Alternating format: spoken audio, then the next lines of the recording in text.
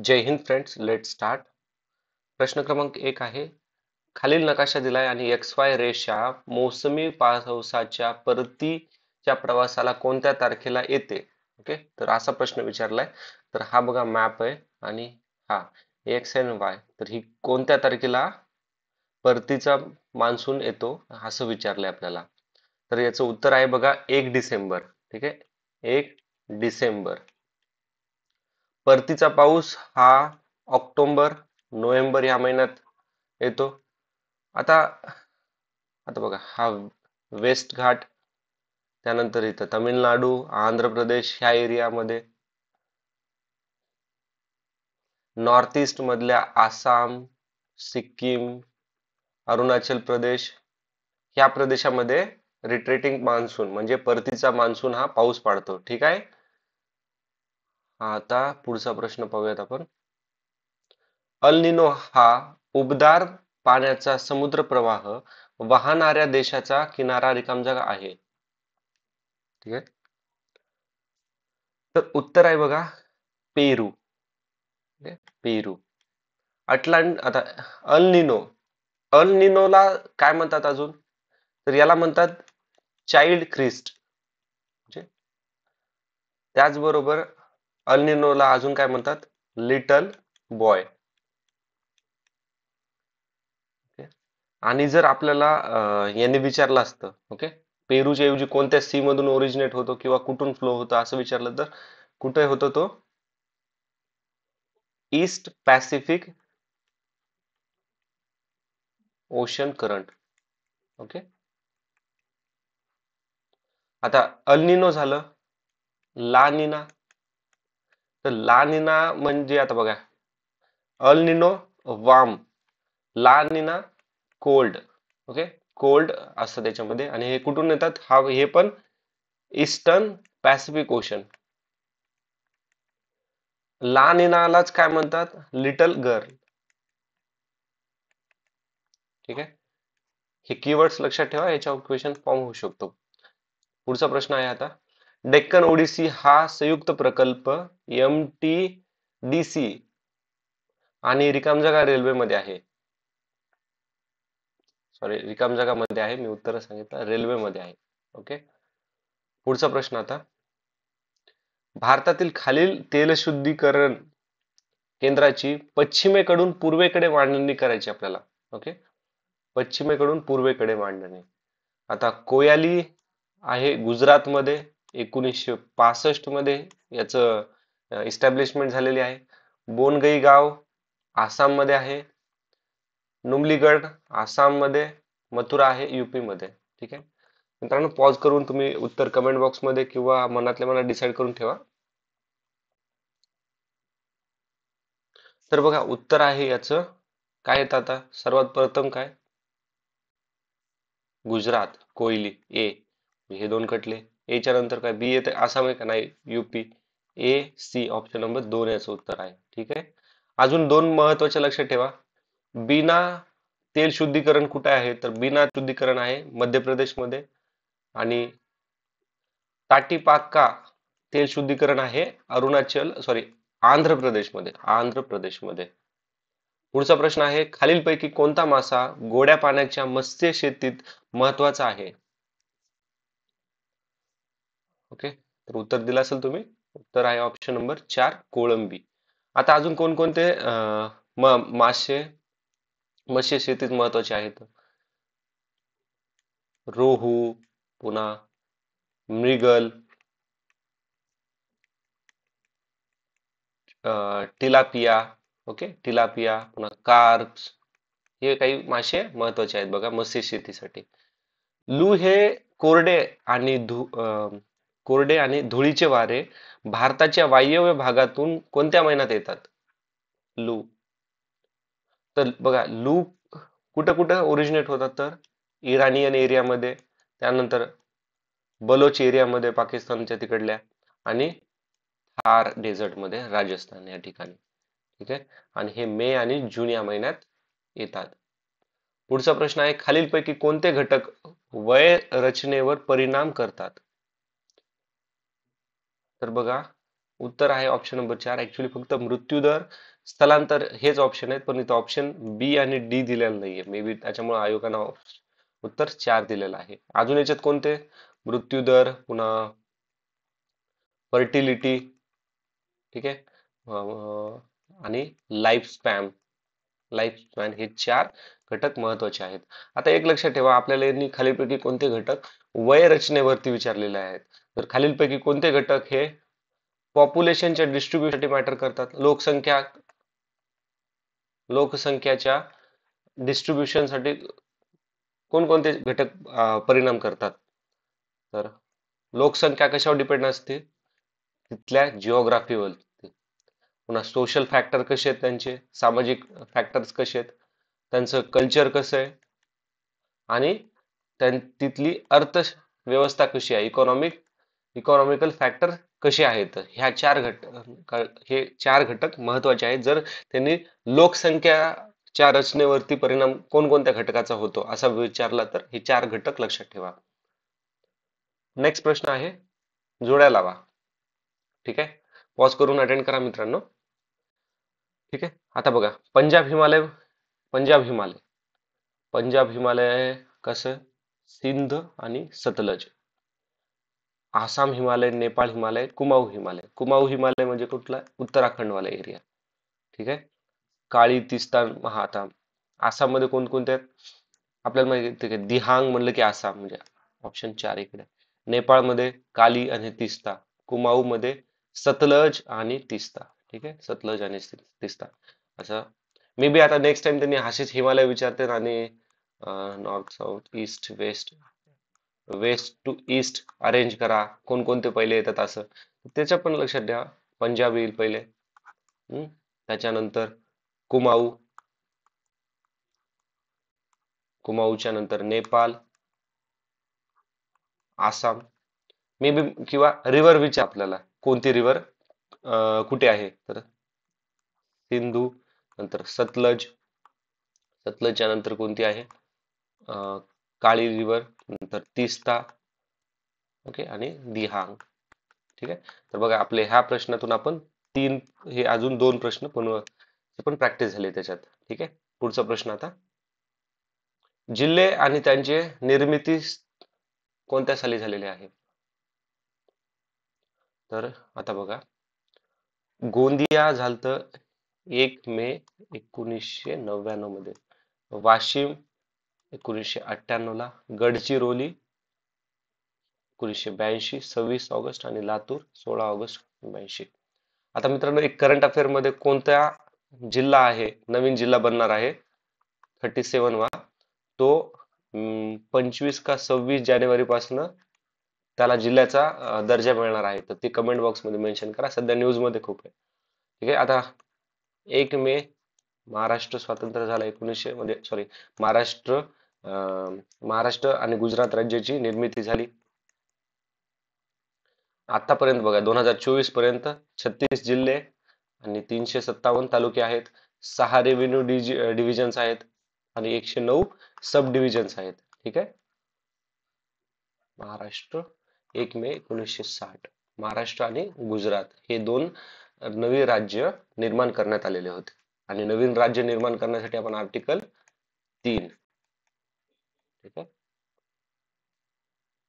Article 3 मध्ये नवीन राज्य, त्यांचे नाव किंवा बॉर्डरचा एरिया चेंज करणं, हे सर्व आर्टिकल 3 मध्ये येते आणि याला प्रेसिडेंटची परमिशन लागते. ओके, या गोष्टी लक्षात ठेवा. पुढचा प्रश्न, खालीलपैकी कोणती नदी खचदरीमुळे वाहते? तर ही तापी नदी आहे आणि नर्मदा नदी ही आहे. आता हे खचदरी हे बघा, पृथ्वीच्या खालच्या ज्या हे आहेत ना, प्लेट्स आहेत ना, ओके, टेक्टॉनिक प्लेट्स, तर त्या प्लेट्सच्या मुवमेंटमुळं हे खचदरी बनतात. ओके, आता या तापीचं ओरिजिनेट कुठं होते? तापी ओरिजिनेट होते सातपुरा रेंज मध्ये, नर्मदा अमरकंटक मध्ये होते. ओके, नर्मदा नदीवरतीच धुधार धबधबा पण लोकेटेड आहे. ठीक आहे, धुधार धबधबा पण लोकेटेड आहे. तापी झालं. आता तापी कुठून वाहते? मध्य प्रदेश, गुजरात, महाराष्ट्र. आणि हे तापी आणि नर्मदा हे वेस्टर्न फ्लोईंग रिव्हर आहेत, म्हणजे अरबी समुद्राला जाऊन मिळतात. ठीक आहे. पुढचा प्रश्न. आता भारताचे सर्वात पूर्वेकडील रेखावृत्त काय आहे? मित्रांनो, आता बघा याचं उत्तर सोपं आहे, तुम्ही अटेंड केलंच असेल. पण आता याची लोकेशन, हे तर उत्तर आहे आपलं. ओके, याची लोकेशन आणि याची लोकेशन सांगा. ओके, कमेंट करा किंवा डिसाईड करून ठेवा. तर हे बघा, प्राईम मेरिडियम मध्ये मिर्झापूर, मिर्झापूर मधून जे जातं 82.57, हे ईस्ट कडे आहे. हे पूर्वेकडलं हे, आणि पश्चिमेकडलं कोणतं? 68.7.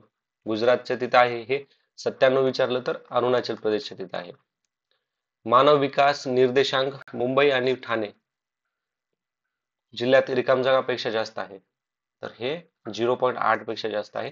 आणि ह्युमन डेव्हलपमेंट इंडेक्सचे 3 पॅरामीटर कोणकोणते ते आपण बघितलं. तर ते पॅरामीटर्स कोणते? तर पर्सनची हेल्थ, त्यानंतर त्यांचं एज्युकेशन म्हणजे नॉलेज, आणि तिसरं आहे स्टँडर्ड ऑफ लिव्हिंग.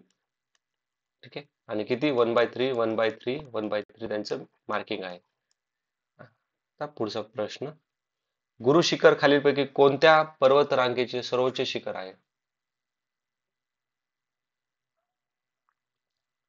तर गुरु शिखर हे अरवली.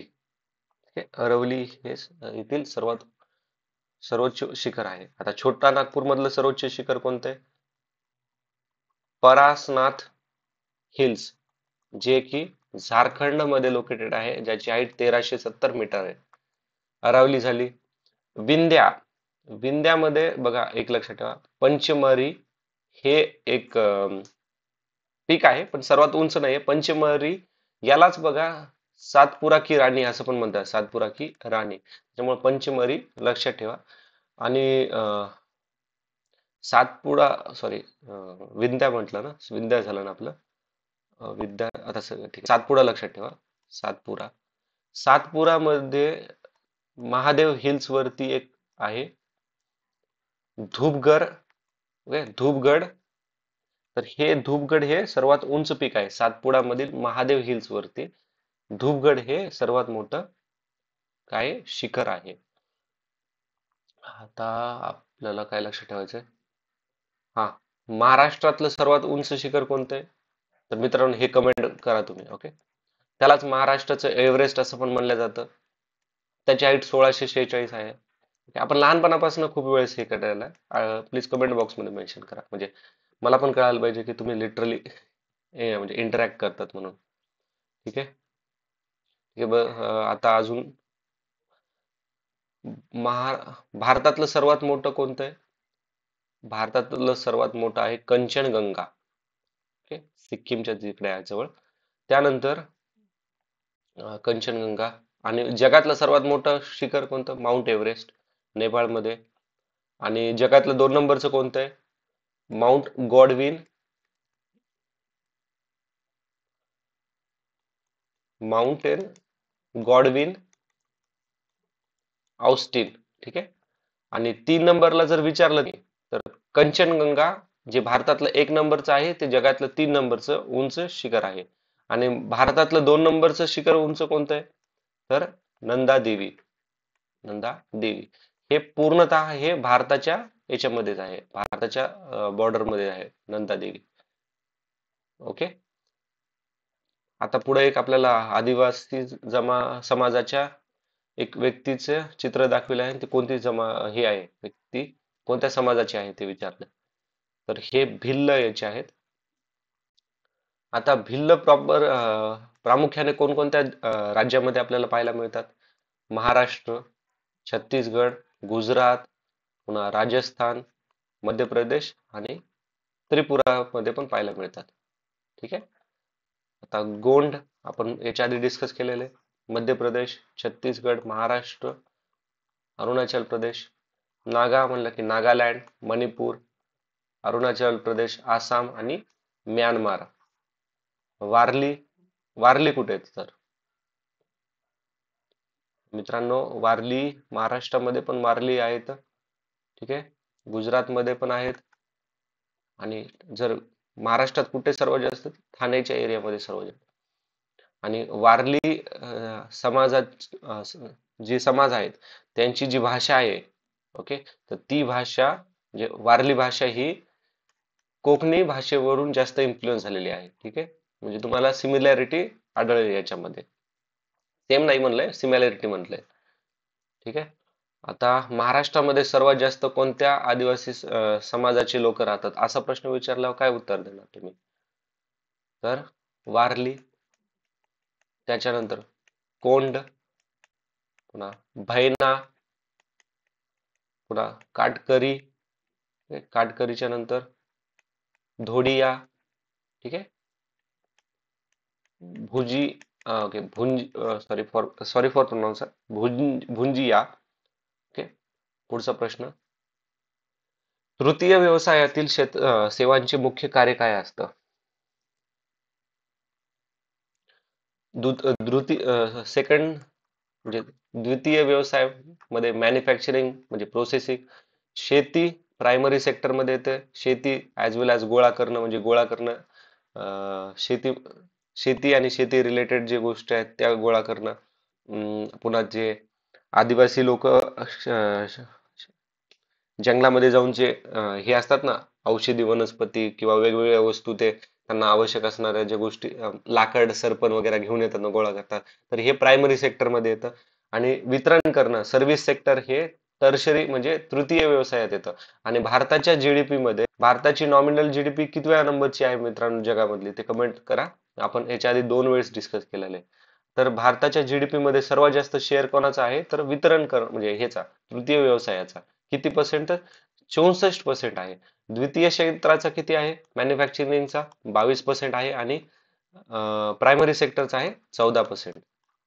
ठीक आहे. आता पुढचा प्रश्न, भारतीय रिझर्व्ह बँकेद्वारा मुद्रा पुरवठा मापनाच्या प्रचलाची नव्याने व्याख्या करण्यासाठी अलीकडच्या काळात नियुक्त केलेले कार्यगटाने भारतातील मुद्रा पुरविण्याच्या संकल्पनेतून खालील घटक रद्द केलेला आहे.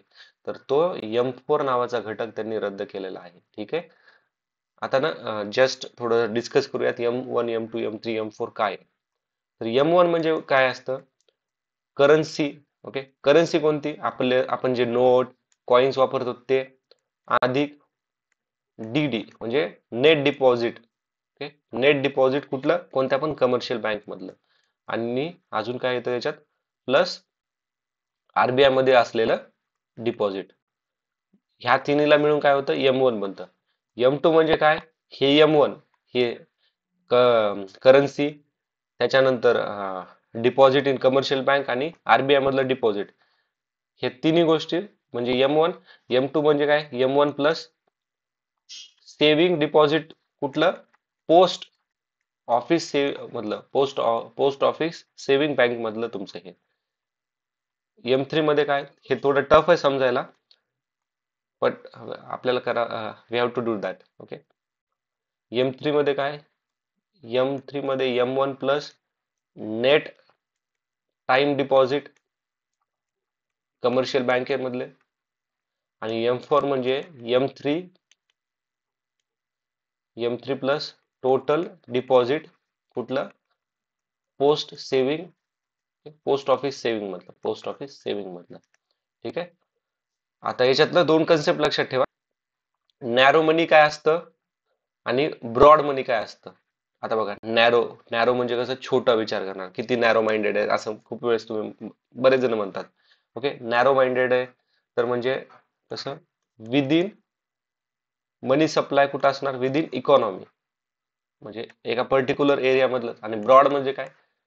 आउटसाइड आपल्या इकॉनॉमीच्या. ओके, आपला ही इकॉनॉमी समज, हे सर्व समजण्यासाठी आहे.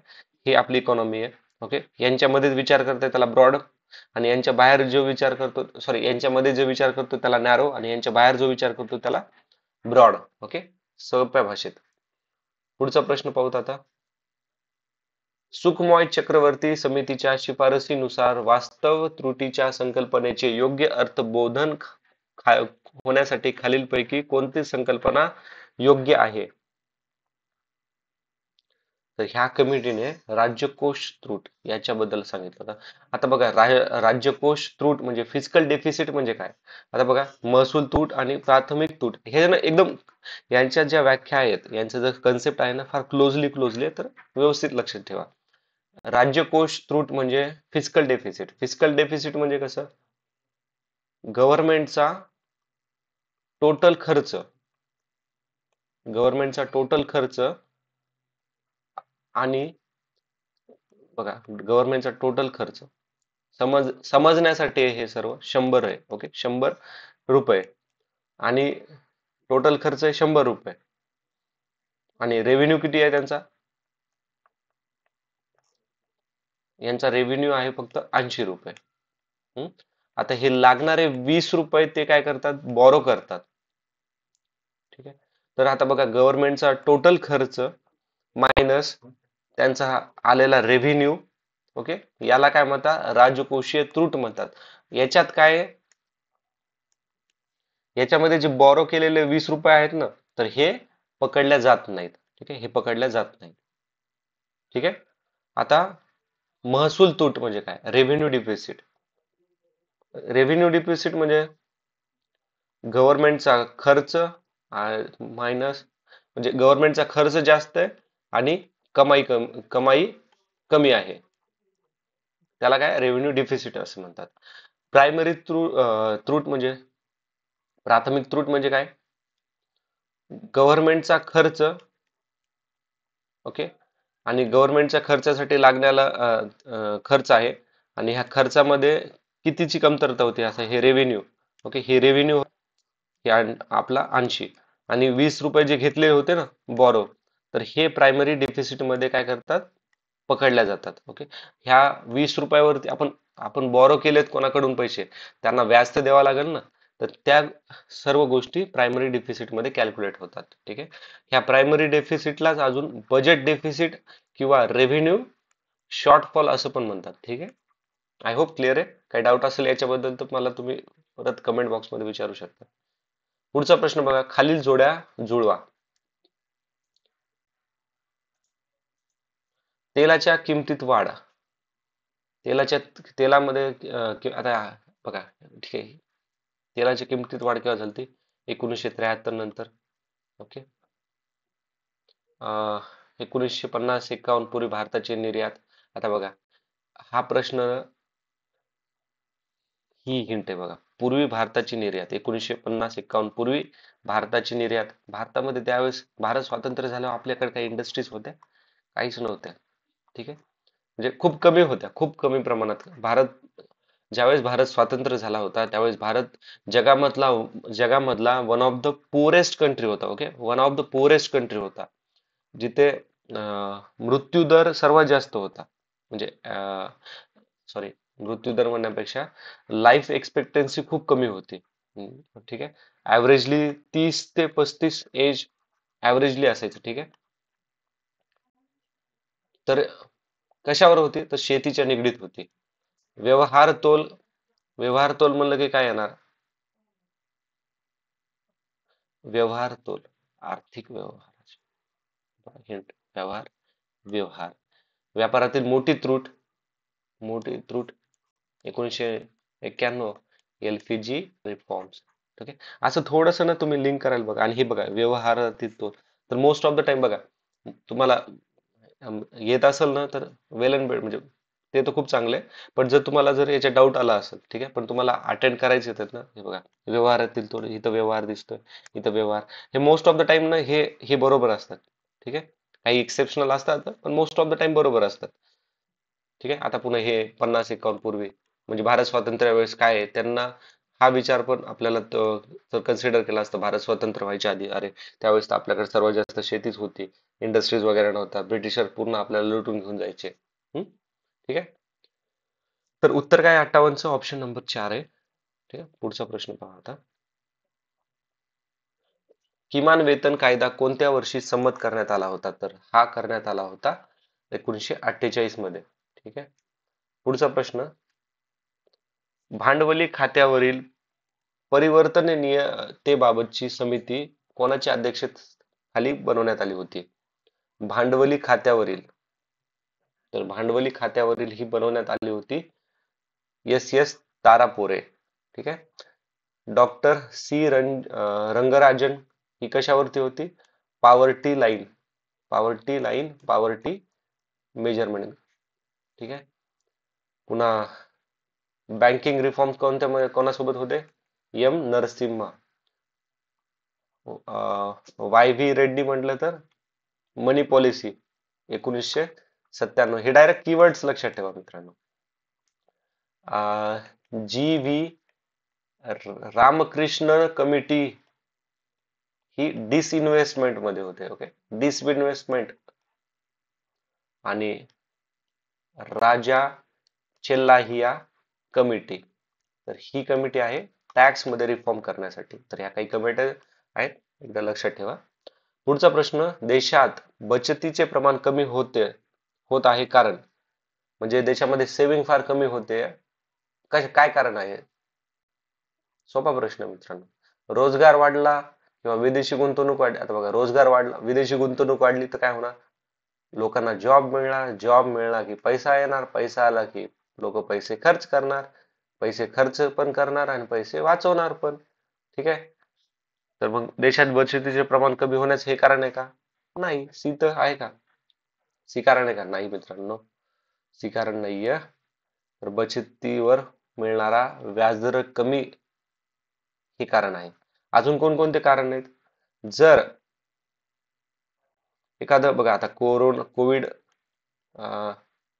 इकॉनॉमिक अनसर्टेनिटी आली, काहीतरी सपोज सपोज एक फॅमिली आहे, त्यांची सेव्हिंग होते 1000 रुपये. ओके, 10,000, 100, म्हणजे 1000 रुपये. आणि काय झालं, त्यांच्याकडे अचानक त्यांच्या घरी काहीतरी कार्यक्रम आला किंवा अचानक त्यांच्या घरी काहीतरी मेडिकल इमर्जन्सी आली, तर ते काय करणार? ते खर्च करणार. त्याला काय म्हणतात? Economical uncertainty. ठीक आहे. पुन्हा इन्फ्लेशन वाढलं किंवा कन्झम्पशन वाढलं, देशात बचतीचे प्रमाण कमी होत आहे, कन्झम्पशन वाढलं. ओके, त्यांच्या बेसिक नीड्स वाढल्या किंवा लक्झरीज आयटम विकत घ्यायचे असेल त्यांना, तर देशातील बचतीचे प्रमाण काय होऊ शकतं? कमी होऊ शकतं. ठीक आहे. पुढचा प्रश्न, पीक रचनेतील बदल यांचा अर्थ. तर पीक रचनेतील बदल विविध पिकाखालील शेतजमिनीच्या टक्केवारीत घडून आलेला बदल म्हणजे पीक रचनेतील बदल. तर उत्तर आहे ऑप्शन नंबर 4. खालीलपैकी कोणता औद्योगिक वित्तांचा बाह्य स्रोत आहे? तर बघा, अधिमान भाग, नफ्याचे पुनर्गुंतवणूक आणि साधारण भाग हे औद्योगिक वित्ताचा बाह्य स्रोत नाहीये. ओके, हे एक्सटर्नल सोर्स नाहीये. तर हे तीन जे आहेत तर ते इंटरनल सोर्स आहेत. ओके, आता बघा, हे कंपनी आहे, याचे इंटरनल आणि एक्सटर्नल सोर्सेस असतात. एक्सटर्नल सोर्सेस म्हणजे कसं की एक्सटर्नल सोर्स म्हणलं की कसं, बँकेकडून लोन घेणं, पुन्हा हे ऋणपत्रे, ऋणपत्रे असणं, बॉन्ड विकत घेणं किंवा शेअर इश्यूज करणं, त्यानंतर व्हेंचर कॅपिटल. तर हे सर्व काय एक्सटर्नल सोर्सेस आहेत इंडस्ट्रियल फायनान्सचे. पण एक्सटर्नल.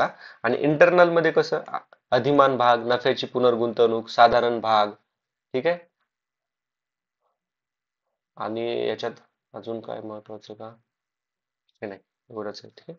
तर नेक्स्ट टाइम आपल्याला मे बी इंटरनल सोर्सेस कोणते हे विचारू शकतात. ते म्हणजे ऑब्विसली खालीलपैकी कोणते हे इंटरनल सोर्सेस नाही आहेत म्हणून असा जर प्रश्न विचारला तर त्यांनी, तर त्यावेळेस पण हेच उत्तर येऊ शकतं, इंटरनल. ओके, एक्झामिनर खेळू शकतो बघा ह्या शब्दामध्येच आपल्याला, एक्सटर्नलच्या इथेच. पुढचा प्रश्न, बँकिंग बँकिंग नियमन कायदा केव्हा झाला होता? तर 1949 ला बँकाचे राष्ट्रीयकरण केव्हा झाले? ते 1969. भारतीय स्टेट बँकेची स्थापना 55. स्टेट बँक समूहाची निर्मिती 1960. ठीक आहे. नाबार्ड 1982 ला स्थापन झालं होतं. नेक्स्ट प्रश्न, बँकिंग क्षेत्रातील सुधारणा 1991 मध्ये सुरू करण्यात आली होती, कारण की एलपीजी रिफॉर्म 1991 ला झाला होता. हम्म. जे आपल्या भारतामधील जे छोटे लघु उद्योग होते त्यांना त्यांना म्हणजे बाहेरच्या देशातील येणाऱ्या म्हणजे बाहेरच्या देशासोबत कॉम्पीट करण्यासाठी त्यांना मदतीची गरजच असणार ना. मग बँकेत रिफॉर्म करणार ते. मग ते कशासाठी केलेत? सार्वजनिक क्षेत्रातील बँकाची नफा क्षमता व कार्य उच्चता उंचवणे. ऑब्विसली बँकाची सुरक्षितता आणि सक्षमता सुधारणे. तर ए बरोबर आहे आणि बी आणि सी त्याचं उद्दिष्ट आहे. ठीक आहे. एक नव्या पद्धतीचा प्रश्न त्यांनी फॉर्म केलेला होता, पण चांगला आहे प्रश्न. पुढचा प्रश्न पहा आता. भारत सरकार द्वारा प्रोफेसर पी सी महालनोबिस यांच्या अध्यक्षतेखाली राष्ट्रीय उत्पन्न समितीचे गठन कोणत्या वर्षी करण्यात आलेले होते? महालनोबिस प्लॅन आपल्याला माहिती आहे, सेकंड 5 इयर प्लॅन म्हणतो. ठीक आहे. 1956 ते 1961. तर हे 1949 ला होतं.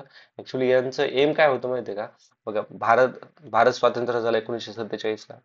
भारत स्वातंत्र्य झाल्यानंतर ब्रिटिशरांनी भारताला पूर्ण लुटून घेऊन गेले होते. ठीक आहे. पण जे उरलेलं सुरलेलं भारताचे जे रिसोर्सेस होते, जेवढा पैसा होता, ठीक आहे, तर त्या किती पैसा उरलेला आहे, कुठे कुठे काय आहे, तर सर्व जे स्टॅटिक होतं ना, ते जमा खर्च, त्याच्यासाठी ही नॅशनल इन्कम कमिटी बसवण्यात आली होती. ओके. पी सी महालनोबिस यांच्या अध्यक्षतेखाली.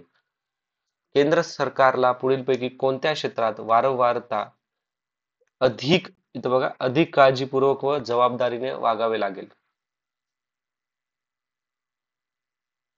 तर हे ऍक्च्युली उत्तर आहे ऑप्शन नंबर 3, फक्त बँकिंग क्षेत्र. हे आपल्याला अधिक विचारले. ठीक आहे. अधिक. आता बघा, बँकिंग माहित आहे, बँकिंग आपण काय करतो, लोक लोन घेतात. बँकिंग सेक्टरला हार्म झालं तर बाकीचे जे सेक्टर्स असतात, जसं शेती, उद्योग, सेवा, यांच्यावर पण काय होतं, परिणाम होतो, डायरेक्टली किंवा इनडायरेक्टली. ठीक आहे. त्याच्यामुळे सर्वात जास्त काळजी बँकिंग क्षेत्राची घेतल्या जाते.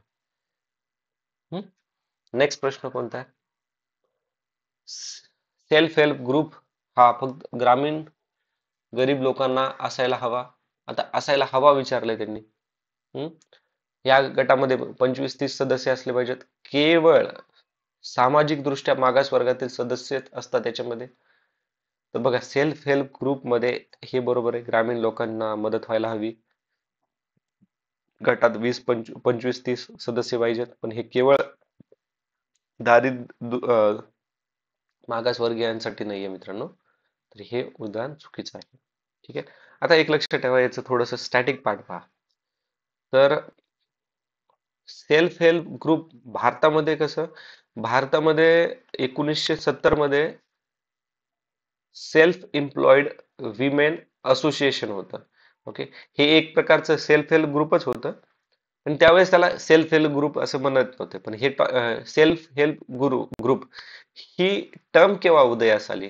तर ही बांगलादेश मधील एक डॉक्टर मोहम्मद युनुस याने काय केलं होतं, 1983 मध्ये रुरल बँक चालू केल्या होत्या. तर त्याच्यामध्ये त्यांनी हा सेल्फ हेल्प ग्रुप कन्सेप्ट दिला होता, जे विमेन वर्कर आहेत ना त्यांच्यासाठी.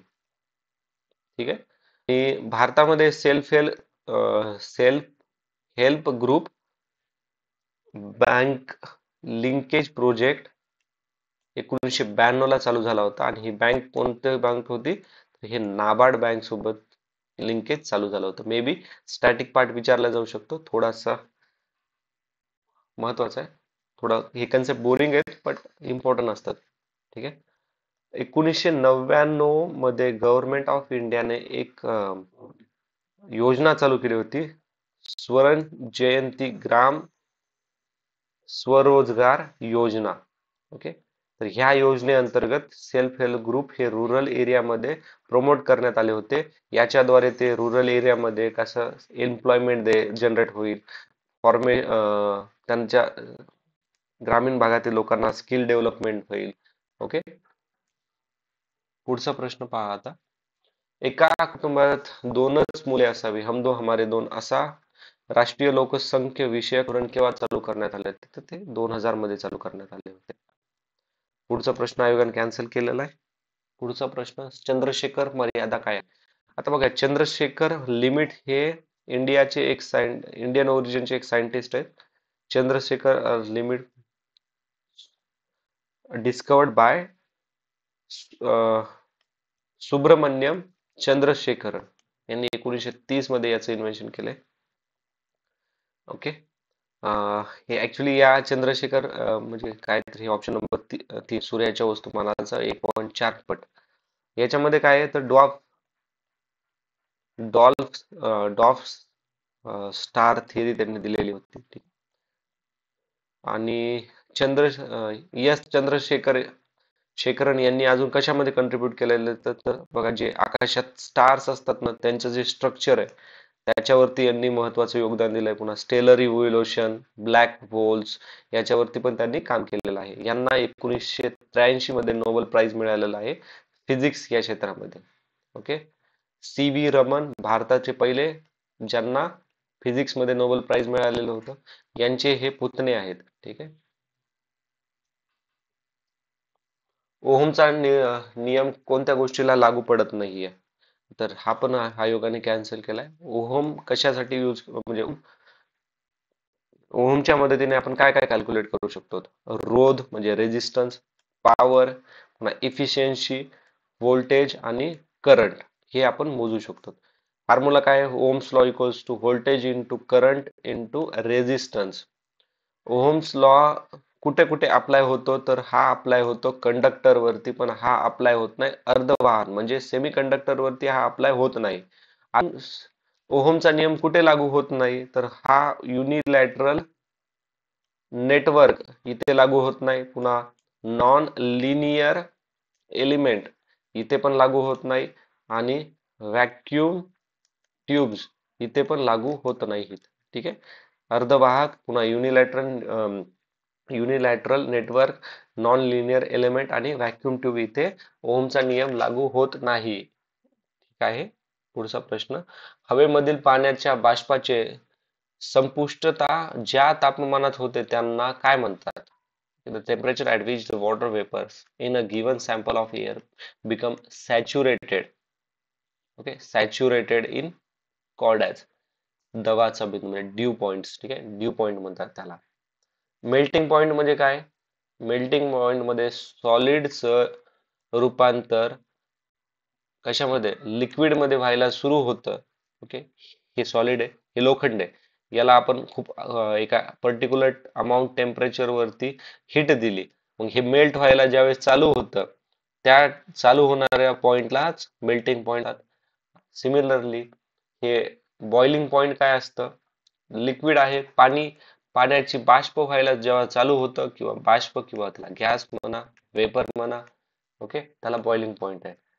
ह्युमिडिटी काय असते हवेमध्ये असलेले वॉटर वेपरचं प्रमाण आणि ऍब्सोल्यूट ह्युमिडिटी मध्ये वा हे हवेमधील असणाऱ्या वॉटर वेपरचं प्रमाण पण याच्यामध्ये टेम्परेचरशी काही एक घेणं देणं नसतं रिगार्डलेस ऑफ एअर टेम्परेचर. ठीक आहे. आता पुढचा प्रश्न कोणता आहे भोपाळच्या वायू दुर्घटना 1984 ला झाली होती आणि मिथाइल आयसोसायनाइट हे गॅस होता. ठीक आहे. पुढचा प्रश्न काय खालील वाक्यापैकी कोणते विधान चुकीचे आहे तर डायथाइल इथर हे सामान्य बधिरीकरणासाठी वापरतात. बरोबर आहे. इथाइल अल्कोहोल हे सर्व प्रकारच्या अल्कोहोल बिव्हरेजेस मध्ये आढळून येतात तर हे पण बरोबर आहे. मिथाइल अल्कोहोल इथाइल ग्लायकॉल हे साधारणपणे ऑटोमोबाईल इंजिन मध्ये अँटीफ्रीज म्हणून वापरतात. ठीक आहे. यांनी साधारणपणे म्हणतात हे पण बरोबर. पण हे बघा मिथाइल अल्कोहोल हे कुठून बनतं तर हे मेनली बनतं नॅचरल गॅस पास होते.